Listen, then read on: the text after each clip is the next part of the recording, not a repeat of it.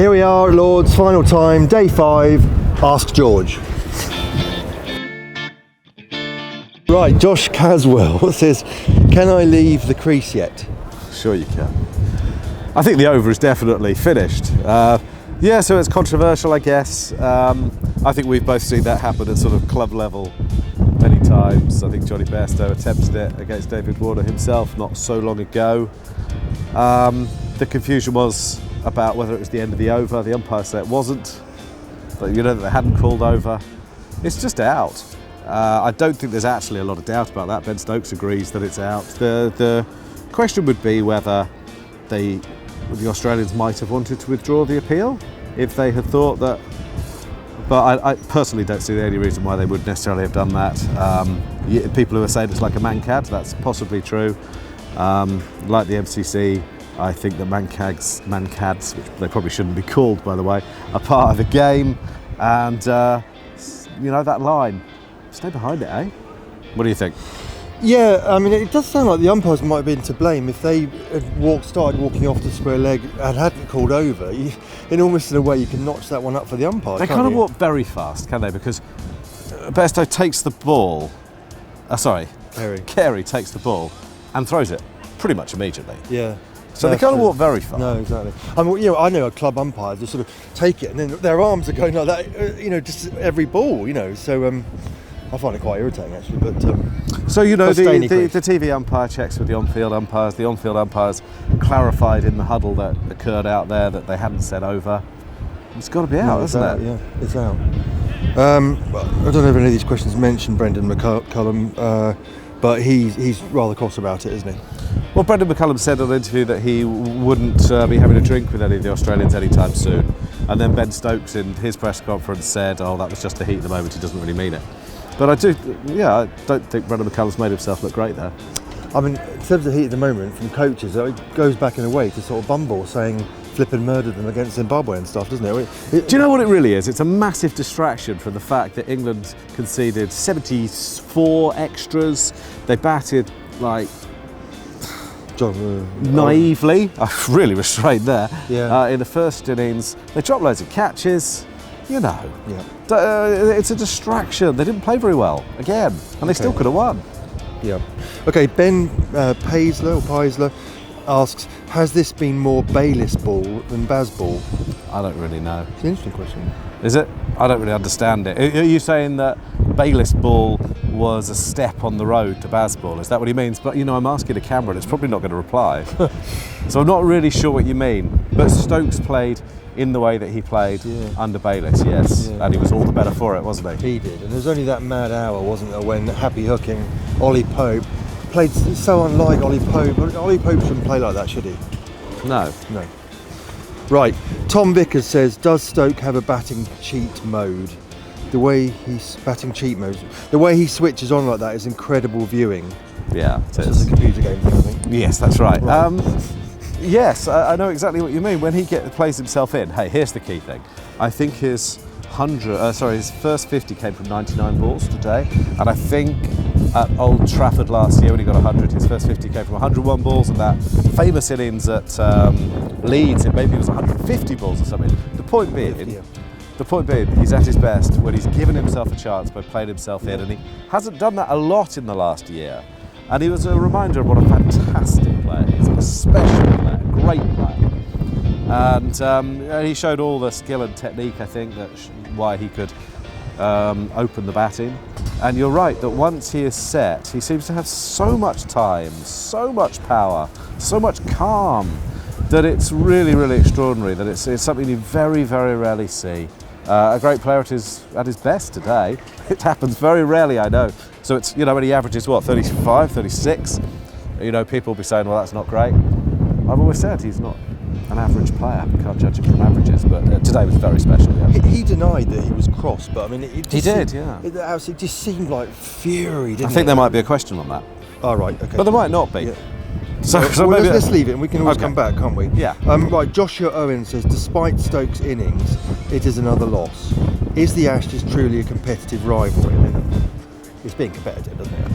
Yes, but I mean, 2 games in a row have gone to what would have been the 3rd session on the 5th day. It's been very entertaining. Yeah, I mean, England lost the first test by a whisker and could have won the second at lunchtime on the 5th day. So, yeah, I wouldn't get too worried about that right now. That's the least of our worries, no? It's a shame it's 2-0, but they have both been competitive. Well, not if you're Australian, it's a joy. Yeah, I think they like a close series. Be naive. Right, David Norris says, have England developed an over-reliance on senses of occasion? I saw that question. Play the best cricket at the expense of making the most of getting on top of grinding the opposition down. You said that so fast. I don't know that England have, but I think that Stokes has. He seems to be at the stage of his life and career where he needs these high-pressure moments to coax the best out of himself, It's almost, it has to be a global final or these, crunch moments in big series. Incredible. And that's when you see him at his best. But it is a wonderful thing, other players go missing in these moments. Of most people, isn't it? Absolutely amazing how often he does it. So much so that no one thought it was impossible at a time when it was impossible. Anyway. Daniel Chapman says, is the MCC members squaring up to the Aussies at lunch the funniest moment of a very funny day? Oh, I don't find it funny. I'm sorry. Maybe I'm a humanist fool, though. Yeah, maybe you're right. Maybe that's the way to look at it. Did they square up? I mean, there was sort of finger wagging, and I think they shouted cheat and disgrace. See some of the headlines in the Australian websites, trying to build this up into something. But I mean, Pat Cummings said there was nothing physical, didn't he? Yeah. I mean, they weren't cheating. I don't think that's a view. I think that's a fact. It's not cheating. Whether you think it's within the spirit of the game, okay, fine, that's a different conversation. But it's not cheating because, the umpires are giving it out. It's up to them. It's amazing how many thousands of people used the word cheat today, seemingly, didn't they? They did, but I think some of it was theatrical, some of it was like a pantomime. Okay. But doing it in the long room, I don't think that's a great look. No. But other people have different views. The code was broken. No, I think if they're going to regularly do it, then you won't be able to have the players going through, will you? That long room is a special and unique place in that the players walk through it. That's a responsibility for the members as well. And it's not about them. Actually, nobody cares what the members do. They're not here for the entertainment. No one's come here to see the members. They come here to see these brilliant cricketers play. And this desire for people to make themselves part of the entertainment. Background Noise asks, having now seen the way the test played out, what is your overall assessment of the approaches taken by each side? England are costing themselves quite a lot of chances. Look, I'll say again, some of the batting in the first innings, the dismissal of Harry Brook in particular, also Ollie Pope, Joe Root and Jonny Bairstow, they were kind of reckless, and they're going to distract themselves with this talk of the Jonny Bairstow second innings dismissal, but I think that's a bit disingenuous. I think the game was defined a lot earlier than that, really, because England came here today needing a miracle. So England are exciting. I thought they were professional when bowling at Australia in the second innings, when I thought their bounces, though slow, were incredibly accurate and sustained.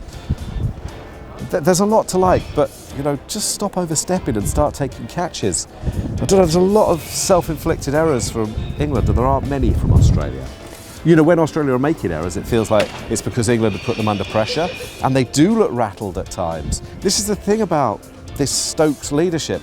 It's almost so good, it's just little margins, and he's shown the way to go, I think, in the last couple of days. He's batted with great maturity and bowled pretty nicely as well. So, I don't think you could justify the no balls and the drop catches. Lord Enzoni, nice name, yeah, says, does the fact we thought we were in with a chance at the start of today show how far the team has come in this last 18 months? Well, you could argue that way, I suppose, or you could say that there's a great deal of optimism around England cricket, or desperation, or something about the cult of Stokes because he's a special player and he's done it before. All those things, but I think this series so far has been a bit of a wake-up call, to be honest. They've now lost 3 games in 4. The one they've won is against quite a modest Irish side. Don't know. Ben Jeffrey asks, which aspect of England's game has been more exposed, the lack of batting outside of Stokes, Root and Duckett, or the toothless bowling attack? Well, it's an interesting question. I'm not quite sure I'd say either of those things. I'd say the self-inflicted errors, I'd say the no balls and the poor catching. I'd say that's more of a worry because I think the batting's looked all right, hasn't it? I mean, it's been a bit reckless, but it looks strong. And you'd maybe want... They had a long tail in this game as well. Again, Broad at 8, battled though he did. it feels a bit high at this stage of his career. But I would say the fielding and the no balls. Okay, Aidan McLaughlin finally says, are we simply seeing that Australia are a better team? For all the talk about England and how they underachieve at key moments, Australia are the best team in the world. England might win a test, even 2, but man for man, they are second in a 2-horse race.